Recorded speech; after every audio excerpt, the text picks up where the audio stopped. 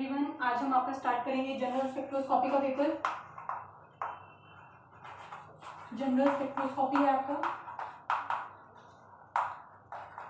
General spectroscopy का जो आपका पेपर है उसके अंदर आपकी ऑर्गेनिक स्पेक्ट्रा इंक्लूडेड है,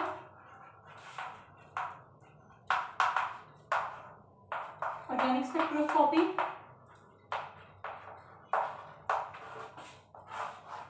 इनऑर्गेनिक स्पेक्ट्रोस्कोपी,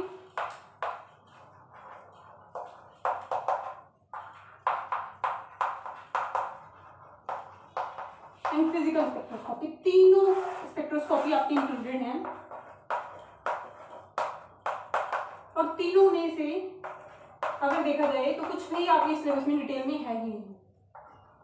आपको सिर्फ और सिर्फ बेसिक इंफॉर्मेशन है, कुछ बेसिक टॉपिक्स हैं, कुछ एक टॉपिक्स हैं जो आपको कवर करने हैं। तो हम स्टार्ट करेंगे आपकी ऑर्गेनिक केमिस्ट्री से। ऑर्गेनिक स्पेक्ट्रोस्कोपी में आपको क्या करना है, ऑर्गेनिक स्पेक्ट्रोस्कोपी में आपको एनएमआर के कुछ टॉपिक्स करने हैं। एनएमआर आपके पास क्या है, न्यूक्लियर मैग्नेटिक रेजोनेंस स्पेक्ट्रोस्कोपी।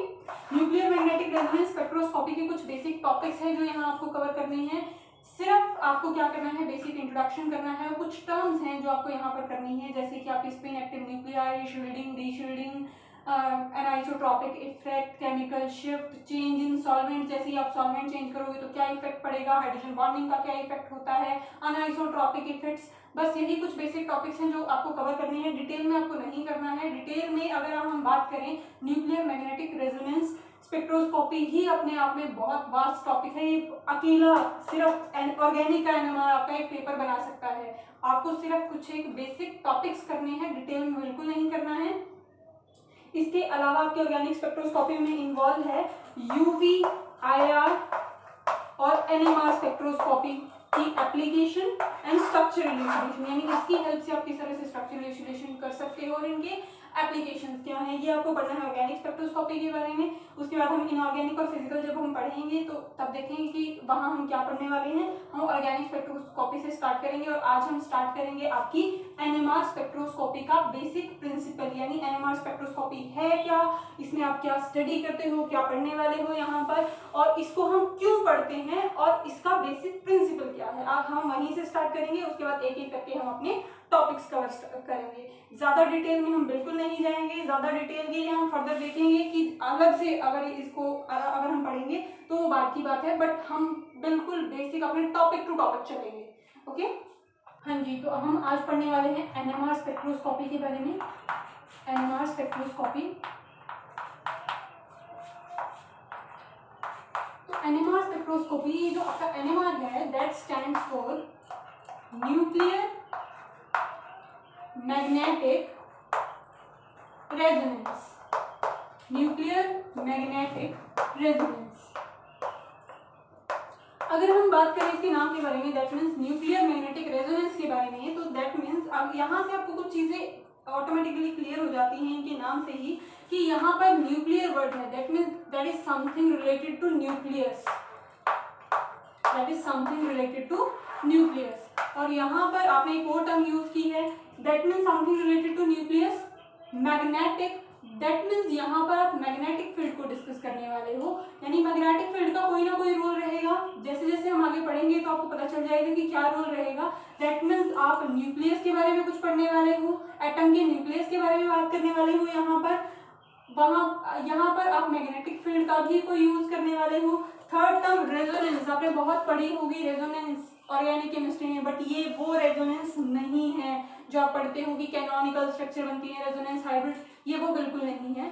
यहाँ पर रेजोनेंस का मतलब है कि मैच करना, जैसे कि दो एनर्जीज लेवल का मैच करना आपस में, ये कंडीशन है। बेसिकली रेजोनेंस क्या है, कंडीशन है। ये वो कंडीशन है जहां पर आपकी हो सकता है दो एनर्जी लेवल मैच कर जाएं, हो सकता है आपकी दो फ्रीक्वेंसीज मैच कर जाएं, तो जिस पॉइंट पर वो मैच करती है वो कंडीशन आपकी क्या कहलाती है, रेजोनेंस कहलाती है। तो अगर मैं इसके नाम की बात करूँ आपकी स्पेक्ट्रोस्कोपी की, तो nuclear magnetic resonance, that means आप न्यूक्लियस से रिलेटेड कोई बात करने वाले हो, मैग्नेटिक फील्ड का हम यहाँ पर यूज करने वाले हैं, और आप रेजोनेंस की कोई कंडीशन लाने वाले हो यहाँ पर। यानी आप जब स्पेक्ट्रोस्कोपी को पढ़ोगे तो ये तीन टर्म्स हैं जिनके बारे में आप बहुत बात करने वाले हो, क्योंकि उसी के बेसिस पर इसका नाम रखा गया है।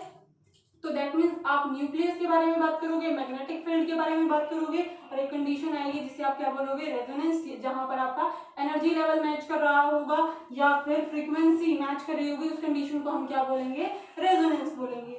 तो आपने अब तक जब भी स्पेक्ट्रोस्कोपी पढ़ी होगी तो आपने देखा होगा कि स्पेक्ट्रोस्कोपी का बेसिकली अगर मैं जनरली भी बात करूँ तो स्पेक्ट्रोस्कोपी का यूज क्या है। स्पेक्ट्रोस्कोपी आपको स्ट्रक्चर आइडेंटिफिकेशन में हेल्प करती है, यानी कोई भी कंपाउंड आपको दे दिया जाए, आपको कोई भी कंपाउंड दे दिया गया XYZ, कोई भी कंपाउंड दे दिया गया और आपसे पूछा जाए इसका स्ट्रक्चर क्या है, तो आप किसकी हेल्प लोगे, आप स्पेक्ट्रोस्कोपी की हेल्प लोगे। यहाँ पर आपका यूवी भी हेल्प करेगा, IR भी हेल्प करेगा, NMR भी हेल्प करेगा।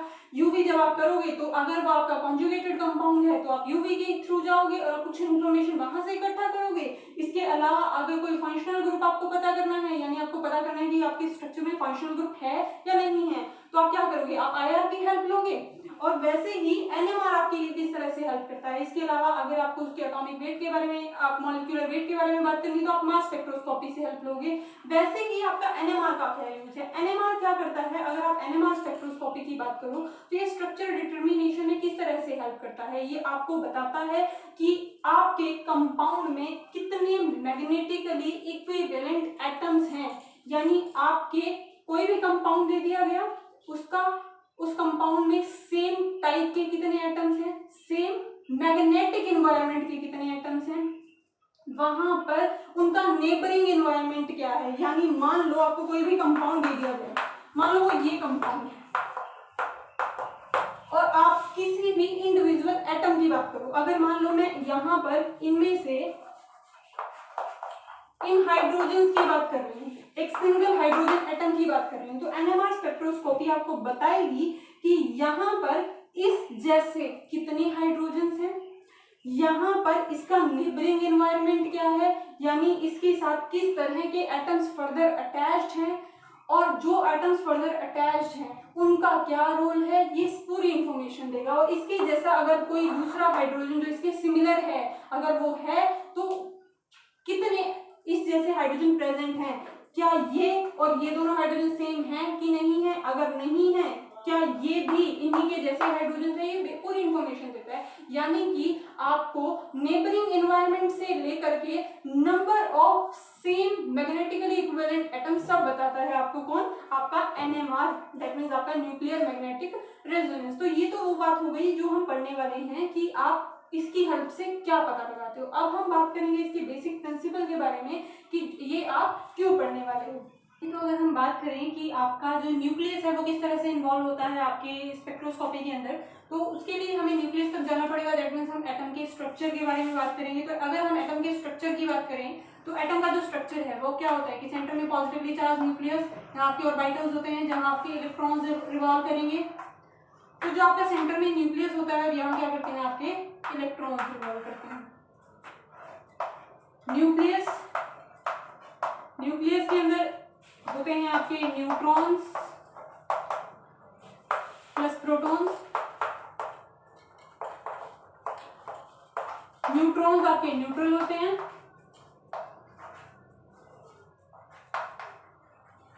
और प्रोटॉन्स पॉजिटिवली चार्ज पार्टिकल्स होते हैं और इलेक्ट्रॉन्स क्या होते हैं, आपके नेगेटिवली चार्ज पार्टिकल्स होते हैं।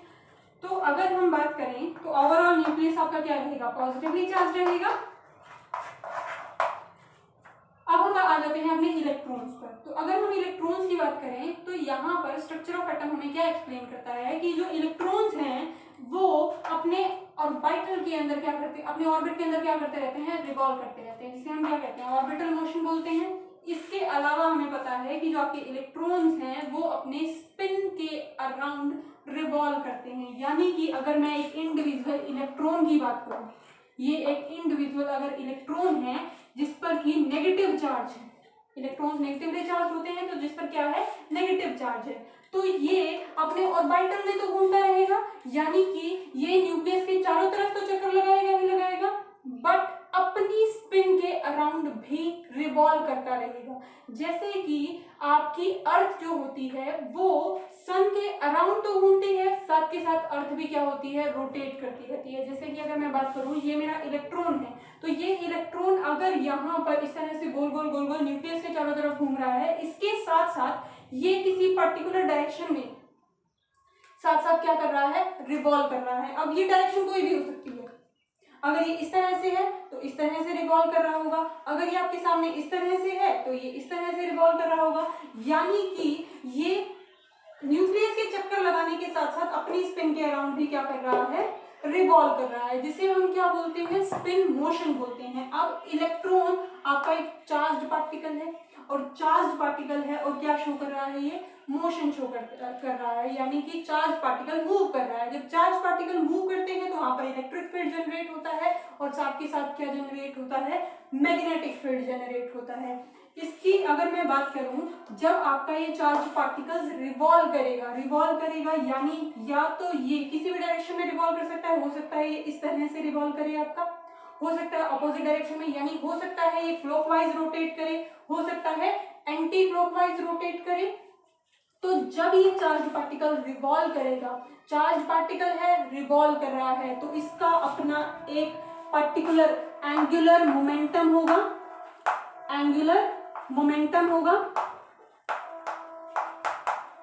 और वो एंगुलर मोमेंटम को हम कैसे रिप्रेजेंट करेंगे, और एंगुलर मोमेंटम आपकी क्या है, वेक्टर क्वांटिटी है।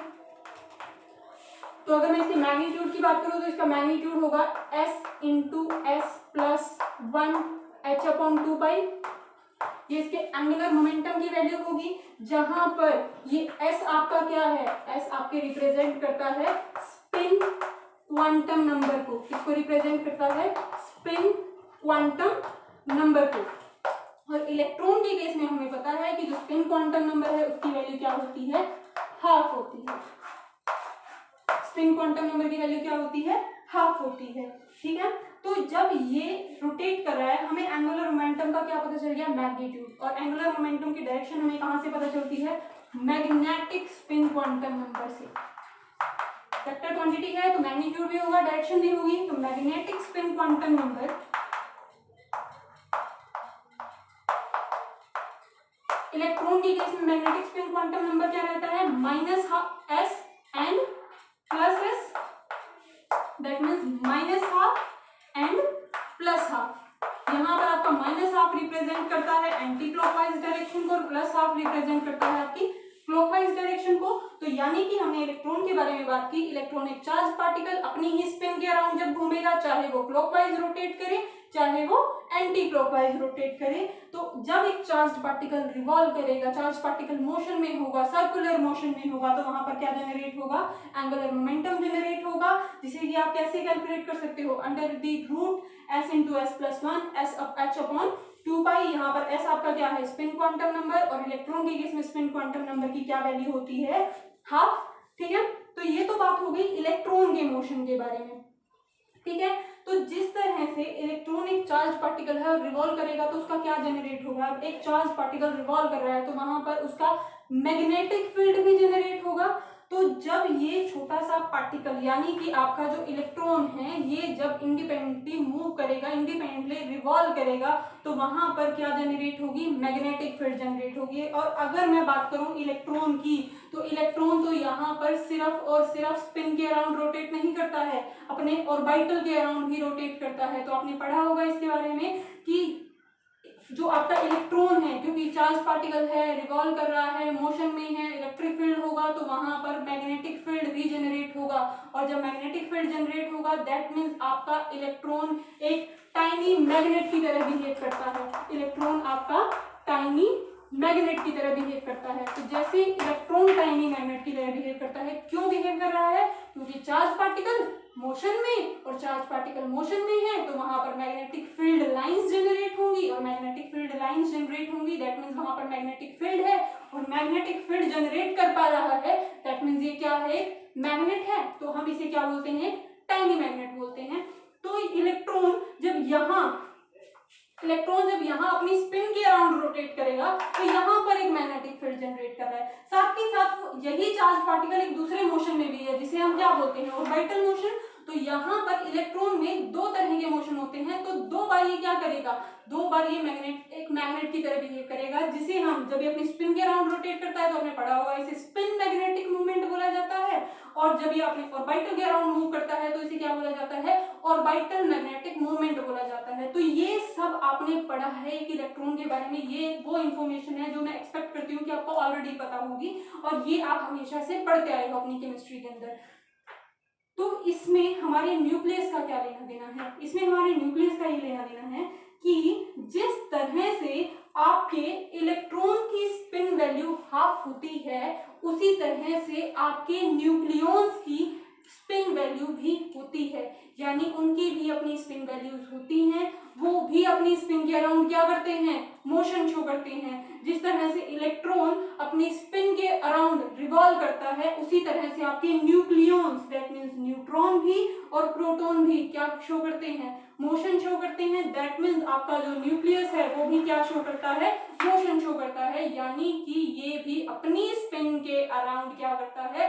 रिवॉल्व करता है। तो जिस तरह से आपके इलेक्ट्रॉन का स्पिन क्वांटम नंबर होता है, उसी तरह से आपके न्यूट्रॉन्स और प्रोटॉन्स का भी स्पिन क्वांटम नंबर होता है, और एक न्यूक्लियस का भी ओवरऑल स्पिन क्वांटम नंबर होता है, जो इन दोनों का रिजल्टेंट होता है।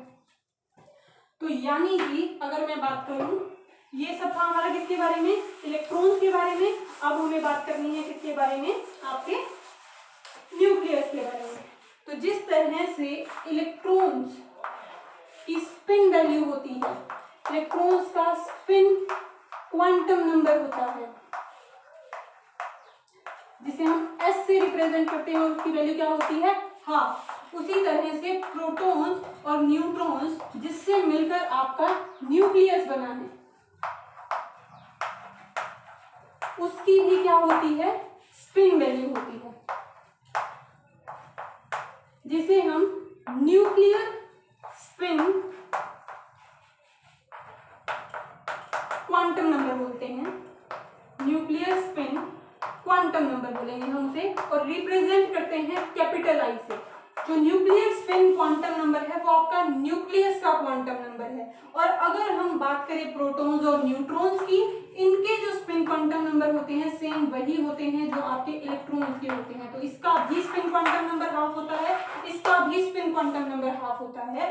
और अगर आप बात करें न्यूक्लियस की, तो उसके लिए जो स्पिन क्वांटम नंबर होगा उसे हम क्या बोलेंगे? न्यूक्लियर स्पिन क्वांटम नंबर, और जिसे हम किससे रिप्रेजेंट करेंगे? आई से रिप्रेजेंट करेंगे। तो जिस तरह से जब इलेक्ट्रॉन रिवॉल्व कर रहा है तो उसका अपना क्या है? एंगुलर मोमेंटम है। उसी तरह से जब आपका न्यूक्लियस रिवॉल्व करेगा तो न्यूक्लियस का भी अपना क्या होगा?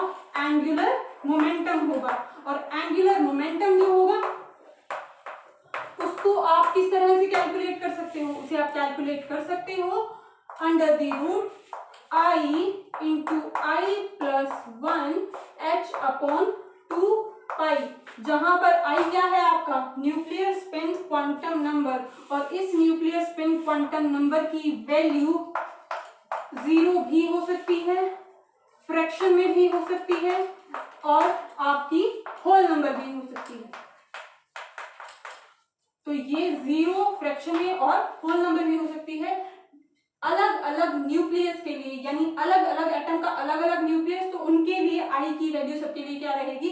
अलग अलग रहेगी। वो हम पढ़ेंगे कि कब आपकी क्या वैल्यू रहती है और किस तरह से ये आपकी स्पेक्ट्रोस्कोपी में इन्वॉल्व होती है या अफेक्ट करती है आपके मॉलिक्यूल्स को। तो ये सब था किसके बारे में? आपके न्यूक्लियस के बारे में, कि जिस तरह से आपके इलेक्ट्रॉन का एंगुलर मोमेंटम होता है, वैसे ही न्यूक्लियस का भी क्या होता है? अपना एंगुलर मोमेंटम। क्यों? क्योंकि न्यूक्लियस भी क्या है? पॉजिटिवली चार्ज है। अगर इलेक्ट्रॉन चार्ज पार्टिकल था, रिवॉल्व कर रहा था, तो उसकी अपनी एंगुलर मोमेंटम थी, उसका अपना मैग्नेटिक फील्ड जनरेट हो रहा था। सेम ऐसे ही न्यूक्लियस का भी अपना एंगुलर मोमेंटम होगा, क्योंकि वो भी एक पॉजिटिवली चार्ज पार्टिकल है। पॉजिटिवली चार्ज पार्टिकल्स है, रिवॉल्व कर रहा है, तो उसका अपना एंगुलर मोमेंटम होगा। रिवॉल्व कर रहा है तो वो अपनी मैग्नेटिक फील्ड लाइंस जनरेट करेगा। मैग्नेटिक फील्ड लाइंस जनरेट करेगा, दैट मींस उसका अपना मैग्नेटिक फील्ड होगा। अपना मैग्नेटिक फील्ड होगा तो दैट मींस न्यूक्लियस भी एक टाइनी मैग्नेट की तरह बिहेव करेगा। न्यूक्लियस भी एक टाइनी मैग्नेट की तरह बिहेव करेगा।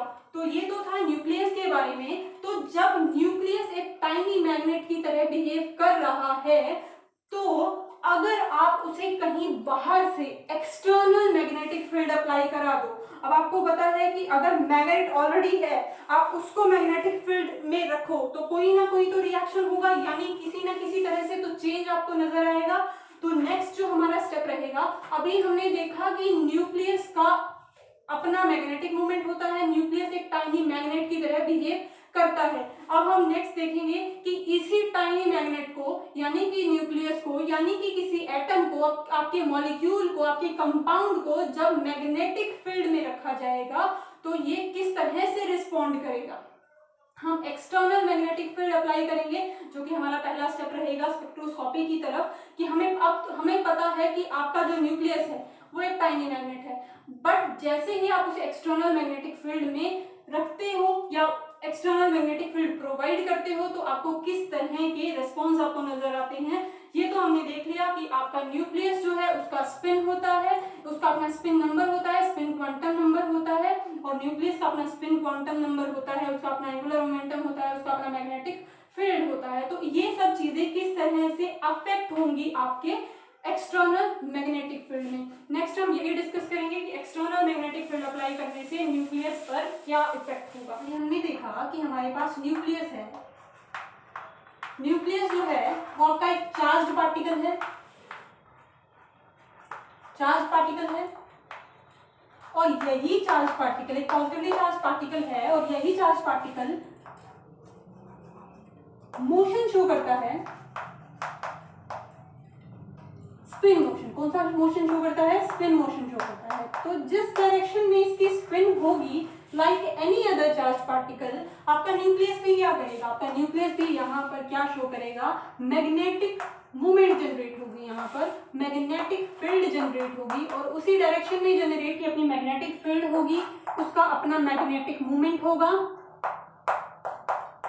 और वो एक टाइनी मैग्नेट की तरह बिहेव करेगा। तो हमने कहा कि उसकी डायरेक्शन वही होगी जो उसकी स्पिन की। दैट मींस अगर आपका न्यूक्लियस जिस भी डायरेक्शन में स्पिन कर रहा है, कि अब एक रैंडम न्यूक्लियस क्या करेगा, किसी भी डायरेक्शन में स्पिन करेगा। मान लो आपका न्यूक्लियस जहां भी है, अगर इस तरह से वो रोटेट कर रहा है, यही उसके मैग्नेटिक फील्ड की डायरेक्शन होगी। अगर वो ऊपर नीचे लेफ्ट राइट इधर उधर जहां भी मूव कर रहा है, यानी अगर वो यहाँ मूव कर रहा है, यही उसके मैग्नेटिक फील्ड की डायरेक्शन, ये उसके मैग्नेटिक, जिस भी डायरेक्शन में वो स्पिन करेगा, ऊपर नीचे लेफ्ट राइट जहां भी वो स्पिन करेगा, वही क्या होगी, उसके मैग्नेटिक फील्ड की डायरेक्शन होगी। अब हमने क्या किया, ये तो था एक सिंपल न्यूक्लियाई जहां पर, यानी कि आपका ओरिजिनल न्यूक्लियाई, जहां पर आपने एक्सटर्नल बाहर से कुछ भी प्रोवाइड नहीं किया है, एक सिंपल मॉलिक्यूल है, एक सिंपल एटम है, एटम के अंदर जो न्यूक्लियस है, न्यूक्लियस जो है वो मैग्नेट की तरह बिहेव करता ही रहेगा, क्योंकि वो चार्ज पार्टिकल है, वो मोशन हमेशा शो करता ही है।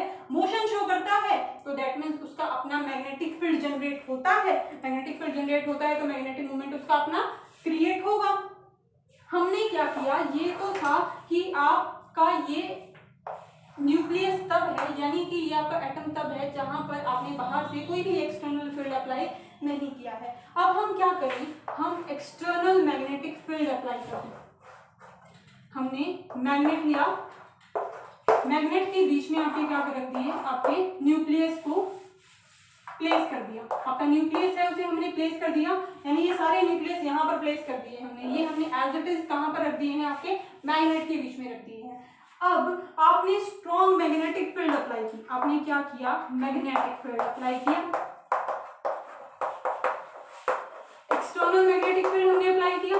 तो एक्सटर्नल मैग्नेटिक फील्ड अप्लाई करने से क्या होगा, एक्सटर्नल मैग्नेटिक फील्ड अप्लाई करने से ये जो आपके न्यूक्लियस जो अभी तक रैंडम डायरेक्शन में ओरिएंटेड थे, ये क्या करेंगे, आपके एक्सटर्नल मैग्नेटिक फील्ड की प्रेजेंस में एक पार्टिकुलर डायरेक्शंस में, पार्टिकुलर ओरिएंटेशन में आ जाएंगे। अब वो ओरिएंटेशन कितनी पॉसिबल है और कौन से न्यूक्लियस कौन सी डायरेक्शन में ओरिएंट करेंगे, उसको बोला जाता है उसकी स्पिन स्टेट। यानी कि ये सारे न्यूक्लियस हैं, यानी कि आपने कोई भी रैंडम एग्जांपल ले लिया, आपने कार्बन, हाइड्रोजन, ऑक्सीजन, नाइट्रोजन, कोई भी हमने कॉमन एग्जांपल लिया। किसी भी एटम को जब हम मैग्नेटिक फील्ड में रखते हैं तो क्या होता है, किसी भी हम मैग्नेटिक फील्ड में रखते हैं, हमें पता है उन सब के अंदर न्यूक्लियस है, पॉजिटिवली चार्ज है, ये सब न्यूक्लियस के साथ है। आप कोई भी एटम लोगे, सभी के साथ सेम यही प्रोसीजर चलेगा।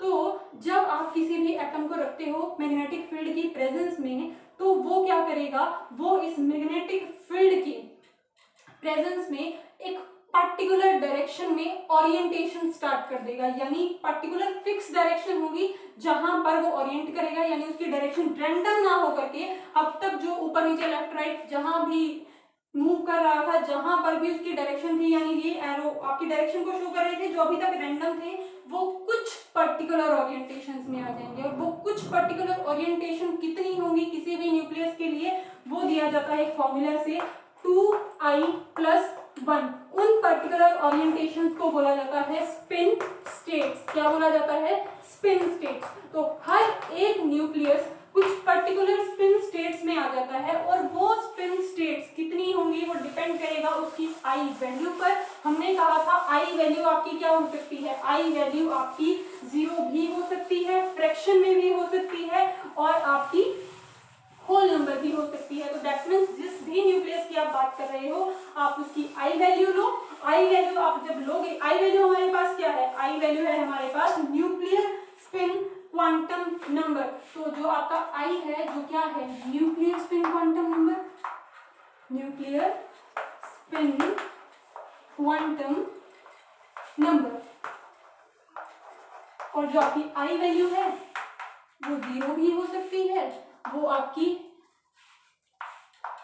फ्रैक्शन में भी हो सकती है, 1/2, 3/2, 5/2 और 1, 2, 3, 4 कुछ भी वैल्यू हो सकती है, कोई भी होल नंबर वैल्यू भी हो सकती है। हमारी ये स्पिन स्टेट्स हैं। स्पिन स्टेट्स क्या है? स्पिन स्टेट्स हमारी वो स्टेट्स हैं कि जिन पर्टिकुलर डायरेक्शन में आपका न्यूक्लियस ओरिएंट हो जाएगा, यानी कि उसकी वो डायरेक्शन फिक्स हो जाएंगी कि या तो ये ऐसे इस डायरेक्शन में आ जाएगा, या फिर इस डायरेक्शन में आ जाएगा, या फिर इस डायरेक्शन में आ जाएगा। तो वो पर्टिकुलर कितनी डायरेक्शंस हैं किसी भी न्यूक्लियस के लिए, किसी भी न्यूक्लियस के लिए वो कितनी डायरेक्शंस होंगी, कितनी ओरिएंटेशंस होंगी, वो हमें कहां से पता चलता है? वो हमें इस फॉर्मूला से पता चलता है जो हमें बताता है 2i+1। ये 2i+1 हमें क्या बताता है? Spin state. और स्पिन स्टेट हमारी होती क्या है? स्पिन स्टेट होती है particular orientations, particular orientations of nucleus, जो of various nucleus। किसी भी न्यूक्लियस के लिए अगर आपको स्पिन स्टेट यानी वो पर्टिकुलर ओरिएंटेशन पता करनी है तो उसके लिए क्या फॉर्मूला है? 2i+1, 2i+1। फॉर एग्जाम्पल अगर हम बात करें i = 0 के लिए, i = 0 के लिए 2i+1 क्या वैल्यू हो जाएगी? 2 × 0 + 1, दैट मीन्स 2i+1 = 1। तो यहाँ पर कितनी स्पिन स्टेट है?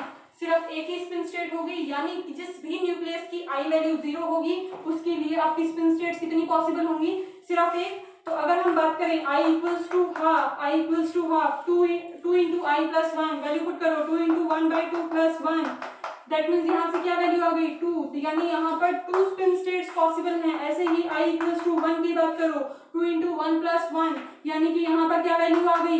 3। तो इसके लिए कितनी पॉसिबल ओरिएंटेशंस हैं? 3, यानी कि ये 3 है। जब आप इनको एक्सटर्नल मैग्नेटिक फील्ड में रखोगे, आपने कोई ऐसा न्यूक्लियस लिया जिसकी आई वैल्यू 0 है, जिसकी आपकी न्यूक्लियर स्पिन क्वांटम नंबर की वैल्यू आपको पता है कि 0 है, तो जैसे ही आप एक्सटर्नल मैग्नेटिक फील्ड में रखोगे तो सिर्फ एक ऐसी पर्टिकुलर ओरिएंटेशन होंगी जहां पर सारे के सारे न्यूक्लियस आ जाएंगे। वैसे ही अगर आप i = हाफ की बात करो, आपको पता है कि आपके पास कोई न्यूक्लियस है जिसकी आई वैल्यू क्या है? हाफ। आपने क्या किया? उसे एक्सटर्नल मैग्नेटिक फील्ड में प्लेस किया, एक्सटर्नल मैग्नेटिक फील्ड में प्लेस किया तो यहाँ पर ये सारे के सारे दो पर्टिकुलर डायरेक्शन में हो जाएंगे। अगर मैं मान लूं कि कुछ इस डायरेक्शन में हो गए तो कुछ इसके ऑपोजिट डायरेक्शन में हो जाएंगे, यानी सिर्फ यही दो डायरेक्शन होंगी। हम कोई भी रैंडम डायरेक्शन की हम बात कर सकते हैं, वो हम बात करेंगे कि कौन कौन सी डायरेक्शन होंगी। हम यही पढ़ने वाले हैं, हमारा मेन फोकस i = हाफ वाले कंपाउंड पर ही, ये बेसिकली प्रोटॉन के लिए होता है यानी हाइड्रोजन के लिए होता है, वही हम पढ़ेंगे। और यहाँ पर क्या होंगी? यानी सिर्फ दो ही डायरेक्शंस होंगी, दो ही ओरिएंटेशंस ऐसी होंगी जो कि पॉसिबल हैं। इसके अलावा आपकी ओरिएंटेशंस पॉसिबल नहीं होंगी for nucleus value i = half. वैसे ही अगर आप बात करो i = 1 के लिए, वहां पर 3 ओरिएंटेशन होंगी। ऐसे ही आप i की वैल्यू पुट करते जाओगे तो आपको पता चलता जाएगा कि कितनी ओरिएंटेशन पॉसिबल हैं। यानी कि अब हमें यहाँ से हमने क्या कंक्लूड किया कि जब आप एक्सटर्नल मैग्नेटिक फील्ड अप्लाई करोगे तो एक्सटर्नल मैग्नेटिक फील्ड अप्लाई करने के बाद जो रैंडम ओरिएंटेशन है न्यूक्लियस की वो पर्टिकुलर डायरेक्शंस में हो जाएंगी, यानी वो पर्टिकुलर ओरिएंटेशंस पॉसिबल होंगी, बाकी ओरिएंटेशंस पॉसिबल नहीं होंगी। और वो कितनी ओरिएंटेशन पॉसिबल है वो हमें वैल्यू कहाँ से पता चलती है? हमारी स्पिन स्टेट से। और स्पिन स्टेट आप कैसे कैलकुलेट करते हो?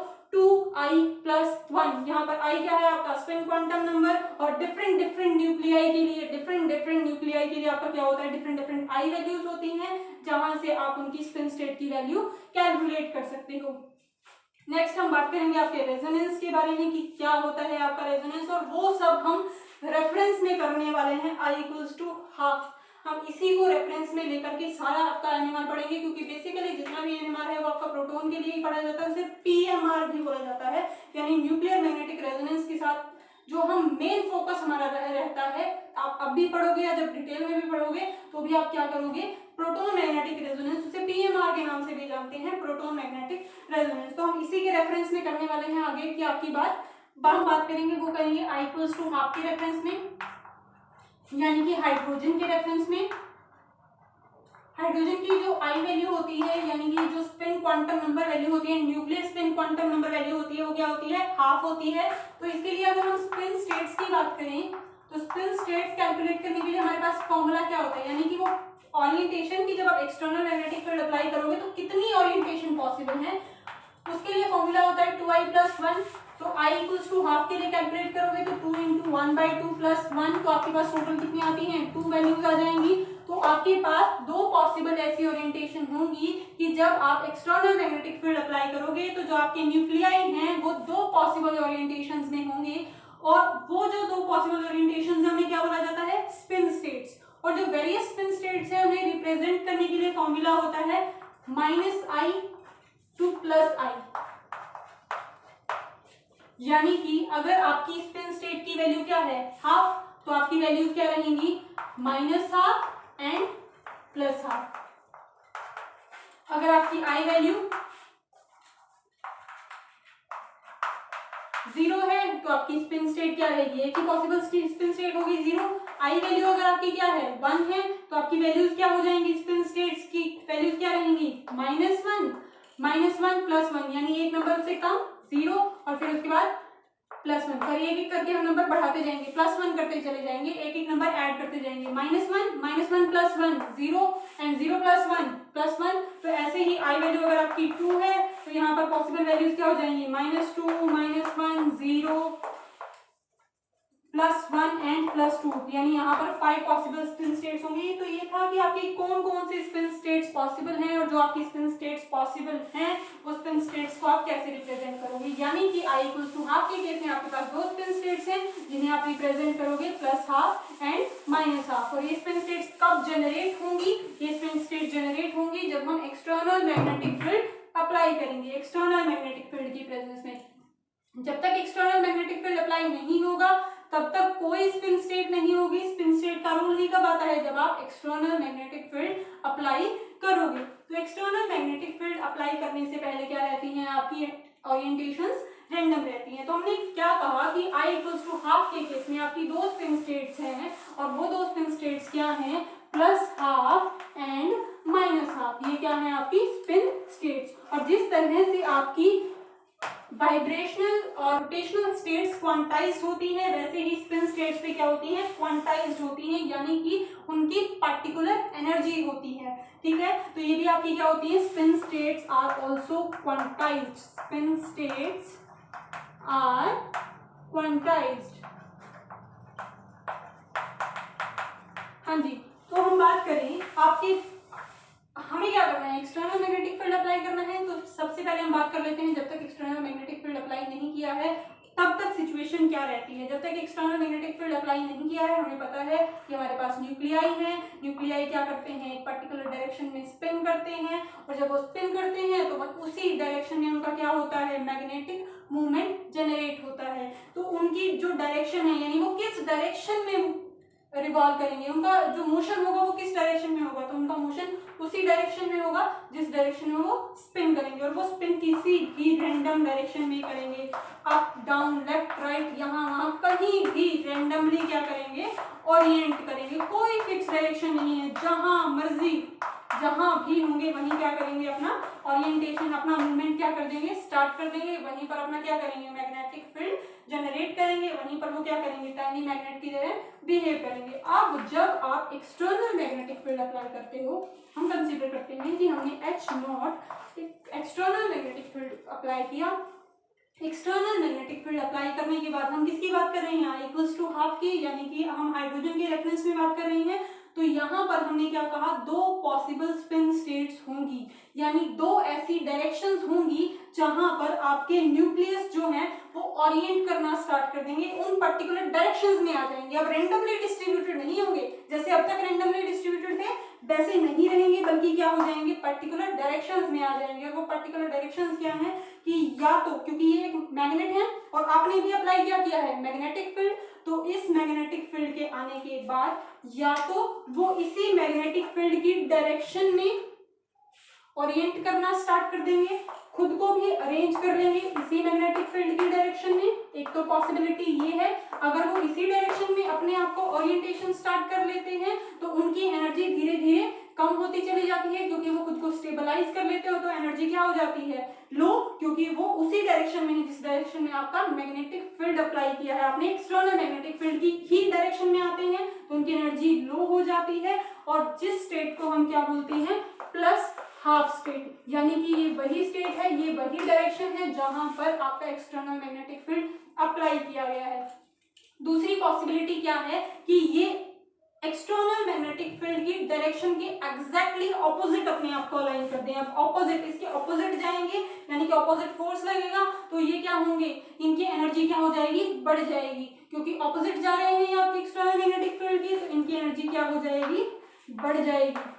तो अगर एक्सटर्नल मैग्नेटिक फील्ड के ऑपोजिट डायरेक्शन में अलाइन करते हैं न्यूक्लियाई, तो क्या होगा, एक्सटर्नल मैग्नेटिक के ऑपोजिट डायरेक्शन में क्या हो जाएगी, एनर्जी इंक्रीज हो जाएगी, और सेम डायरेक्शन में होगा तो एनर्जी क्या हो जाएगी, डिक्रीज हो जाएगी। तो जो सेम डायरेक्शन में है वो स्पिन स्टेट हम कंसीडर करते हैं प्लस हाफ, और ये हो जाएगी हमारी माइनस हाफ। तो plus half low energy state and minus half high energy state. तो हमारे पास दो स्पिन स्टेट पॉसिबल थी, हमारी दो स्पिन स्टेट्स आ गई, plus half and minus half. तो I इक्वल्स टू हाफ के केस में हमारे पास दो स्पिन स्टेट्स आ जाती हैं, जिसे हम क्या बोलते हैं, plus half state and minus half state. ये तो बात हो गई कि जब आप एक्सटर्नल मैग्नेटिक फील्ड अप्लाई करोगे तब, और किस केस में, I इक्वल्स टू हाफ के केस में। ऐसे ही अगर कोई आपका न्यूक्लियाई है जिसके लिए I वैल्यू इक्वल्स टू क्या है, 1, तो वहां पर आपकी बेसिकली क्या हो जाएंगी, तीन ओरिएंटेशंस हो जाएंगी, तीन ओरिएंटेशंस हो जाएंगी, तो तीन ओरिएंटेशंस के साथ साथ आपका क्या हो जाएगा, 3 orientation, that means 3 spin states, और 3 स्पिन स्टेट्स आपको पता है I इक्वल्स टू 1 के केस में कौन कौन सी होंगी, -1, 0 एंड +1। ऐसे ही आप हर एक न्यूक्लियाई के बारे में बात कर सकते हो। तो ये तो हुआ कि आपके पास न्यूक्लियस था, आपके पास न्यूक्लियाई है, आपने उसको मैग्नेटिक फील्ड दे दिया, तो आप न्यूक्लियर मैग्नेटिक रेजोनेंस में से न्यूक्लियर की बात कर चुके हो, मैग्नेटिक फील्ड की बात कर चुके हो। अब हम बात करते हैं रेजोनेंस के बारे में कि ये रेजोनेंस क्या है। हमने क्या किया, हमने दिया आपको एक सैंपल, यानी हमें एक सैंपल दिया गया, ये मान लीजिए कि हमें एक सैंपल दिया गया, उसे हमने मैग्नेटिक फील्ड में रखा, एक स्ट्रॉन्ग मैग्नेटिक फील्ड में रखा, स्ट्रॉन्ग मैग्नेटिक फील्ड में हमने अपने सैंपल को रखा।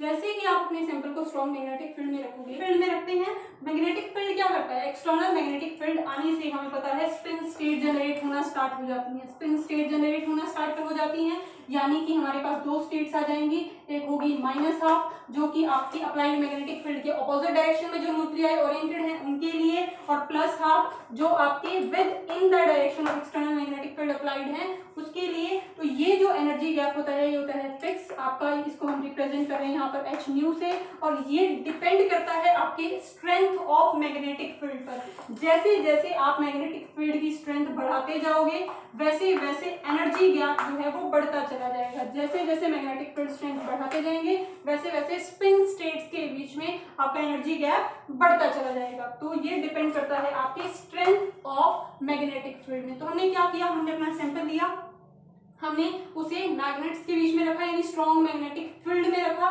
जब हमने उसे स्ट्रॉन्ग मैग्नेटिक फील्ड में रखा, स्ट्रॉन्ग मैग्नेटिक फील्ड में रखने से क्या होगा, आपकी स्पिन स्टेट जनरेट हो जाएंगी, और जितना ज्यादा स्ट्रॉन्ग मैग्नेटिक फील्ड होगा उतना ज्यादा क्या हो जाएगा, आपका एनर्जी गैप बढ़ता जाएगा। अब जब ये एनर्जी गैप हमारे पास आ गया है, यानी इन दोनों स्टेट्स के बीच में एनर्जी गैप आ गया है, अब हम क्या करेंगे, अब हम यहाँ पर प्रोवाइड करेंगे इलेक्ट्रोमैग्नेटिक रेडिएशंस। तो जब आप इलेक्ट्रोमैग्नेटिक रेडिएशंस प्रोवाइड करोगे प्रोवाइड करने के बाद हम अपने सैंपल के लिए यहाँ पर लगाएंगे अपना डिटेक्टर। आपको करना क्या है, स्ट्रॉन्ग मैग्नेटिक फील्ड में अपने सैंपल को रखना है, उसके बाद इलेक्ट्रोमैग्नेटिक रेडिएशंस फॉल करनी है और इलेक्ट्रोमैग्नेटिक रेडिएशंस फॉल करने के बाद आपको अपने डिटेक्टर में रिजल्ट देखना है, सिंपल।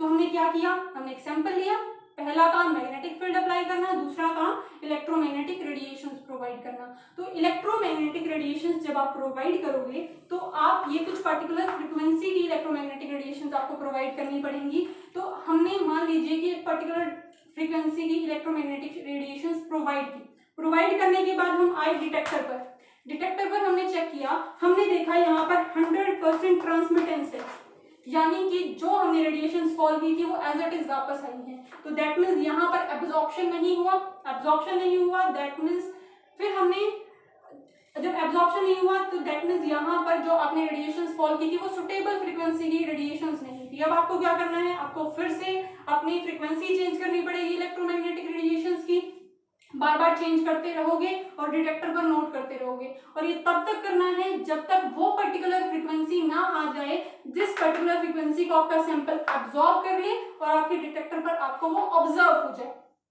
ठीक है, तो जिस पर्टिकुलर फ्रीक्वेंसी पर ये एब्जॉर्प्शन होगा उसी पर्टिकुलर फ्रीक्वेंसी पर आपको अपना NMR स्पेक्ट्रा डिटेक्ट हो जाएगा। तो बेसिकली वो फ्रीक्वेंसी होती कौन सी फ्रीक्वेंसी है, वो फ्रीक्वेंसी होती है इस फ्रीक्वेंसी के इक्वल, यानी कि ये एनर्जी हमारी क्या हो जानी चाहिए, ये एनर्जी लेवल आ जाना चाहिए, ये एनर्जी वैल्यू आ जानी चाहिए, ये एनर्जी वैल्यू आ जानी चाहिए, यानी कि हमारे पास ये फ्रीक्वेंसी वैल्यू आ जानी चाहिए। यानी कि जब आपके प्रोवाइडेड जो आपने इलेक्ट्रोमैग्नेटिक रेडिएशन सप्लाई की है और जो ये एनर्जी गैप वाली फ्रीक्वेंसी है, जब ये मैच कर जाएंगी, जिस पॉइंट पर ये मैच करेंगे, जिस पर्टिकुलर फ्रीक्वेंसी पर ये मैच करेंगे, वहीं पर आपका क्या होगा, एब्जॉर्प्शन होगा और वहीं पर आपको अपना NMR स्पेक्ट्रा डिटेक्ट होगा। और जब ये दोनों फ्रीक्वेंसीज मैच करती हैं उसी पॉइंट को हम क्या बोलते हैं, हम बोलते हैं रेजोनेंस। हमने बात की थी कि जहां पर आपकी एनर्जी मैच करती है या फ्रीक्वेंसी मैच करती है वही आपका क्या होता है, रेजोनेंस। तो क्या होगा कि ये एनर्जी एब्जॉर्ब करेगा और जो आपके न्यूक्लियाई हैं